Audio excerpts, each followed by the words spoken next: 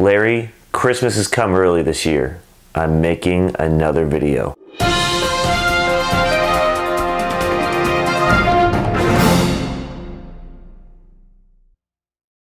So far this season's been full of a lot of surprises.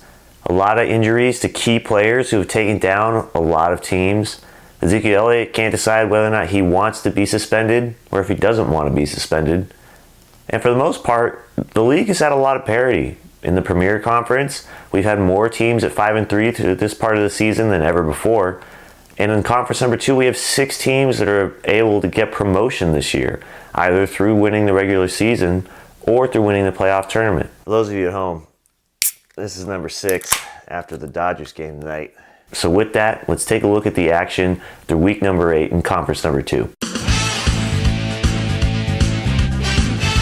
So let's start with myself, who took on Thomas this week and obliterated him by a score of 123 to doesn't even really matter. I had the Baltimore defense score me 27 points, and that was off of 2 pick sixes, one which was from way back taken to the house. Thomas, however, is just searching for consistency at anything at this point, and he'll be playing the waiver wire pretty much until the end of the season. Next we have Caitlin and Deanie, who took on Jordan, and congrats Jordan, your high score of the week.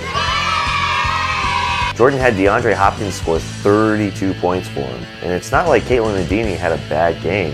They just got beat by a better team. Although with Zeke going out for his 6-game suspension and that brutal injury to Zach Miller, they're going to be hurting for a little while after this one. Then we have Evan, who took on Dave, and you know what? Evan is just going to start sliding here at this point. Dave put together a pretty solid team, but Ev, man, injuries and life is just ruining you right now. Then we have Jake, who took on Jeff, and all the metrics pointed to Jeff beating Jake over this one, but Jake continued on in his 4-game win streak, so congrats, dude. Even without playing a wide receiver in your 3rd spot, you still beat him.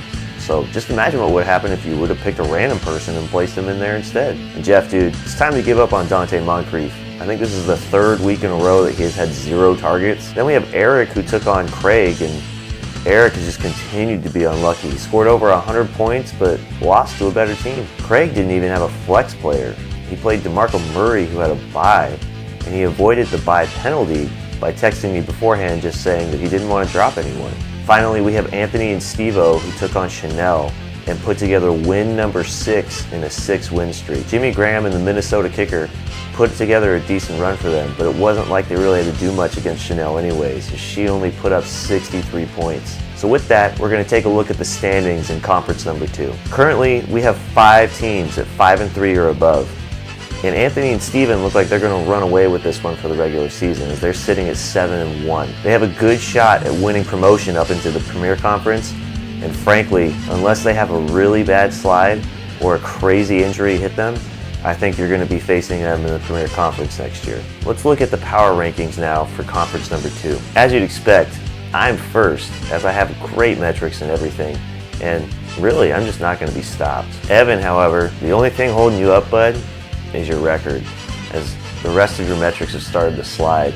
And Eric, dude, I don't know when you're going to be able to bump yourself up in the standings. You've hung out at mid-range to lower to mid for pretty much the whole season. But unless you can start winning some games, dude, it's not going to look good for you in these rankings. And we all know that the rankings are key to doing well in fantasy football. So now we move on to the Premier Conference, where everyone's doing pretty well. I'm pretty impressed with how well everyone has been playing and the moves everyone's been making, except for you, Kevin, because frankly, you can't buy a win.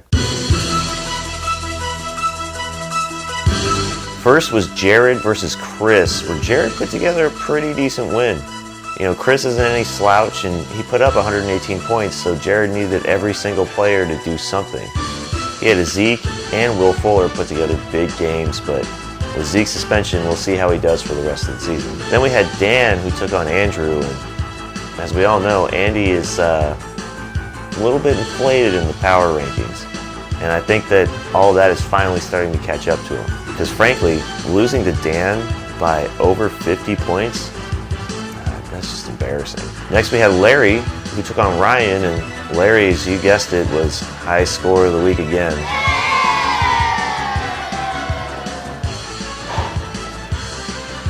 Ryan's team, however, looks pretty good, and for the rest of the season, or at least in the playoff tournament, I think he's going to be somebody to be reckoned with. And Larry, I just hope somebody gets injured on their team. Then we had Sammy, who took on Ferg, and Ferg's not a slouch, but man, dude, you got to pick it up. I know in the last video I picked on the other Dan, and you're the guy I want to pick on now because, frankly, as somebody who is in my field of work, I'm ashamed of you. Sammy, though, dude, you're doing pretty well. I'm impressed. I hope you can keep it up for the rest of the season. Then we had Kevin versus Groff, and Kevin, man, you're making good moves, you're reading good information. You scored 97 points. That's a step up from where you were in the beginning of the season, but Groff just outdid you here. It didn't help that Russell Wilson could not throw anything but a touchdown last week, as he scored 34 points against you. Even with Torrey Smith getting zeroed out, he still put up a pretty nice score.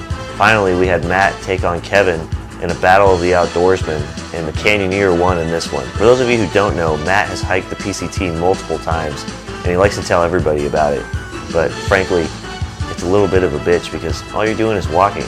Kevin, at least, goes in and out of canyons, rappels down waterfalls, you know, real crazy shit. And it showed, as Kevin beat Matt 118-89. So congrats, Kev. You are the most outdoorsy person in the Fantasy Football League. So now we move on to the standings in the relegation race and who's probably going to win the regular season in this conference. Right now, the magic number to be safe from relegation in this conference is going to be 5 wins, and we currently have 6 teams sitting at that. However, Groff, Sammy, Matt, Ferg, and Chris, and Kevin, you are the ones that are looking at going down to conference number 2 next year. Kevin is the most likely of those 6 to go down since he's sitting at 1-7. He'd have to win out to at least get to 5 and hope that somebody else slides even further to beat down for the 2 relegation spots. So we'll see, dude. If you can pull it together, that'd be pretty sweet. Finally, we have the power rankings for the Premier Conference. And what's interesting is we have the same phenomenon going on in the Premier Conference that we do in conference number 2. Chris is sitting at great metrics except for his record. And Andrew has awful metrics except for his record. In fact, Andrew is dead last in consistency and points for, meaning he's sitting at the bottom of the table in how many points he's scored this year. So honestly, I don't really have much confidence in Andy's team.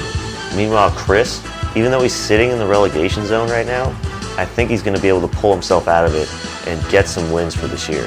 So that's going to be it for this week's update. I had a little bit too much to drink to really get into the nitty-gritty of who still hasn't paid and stuff like that.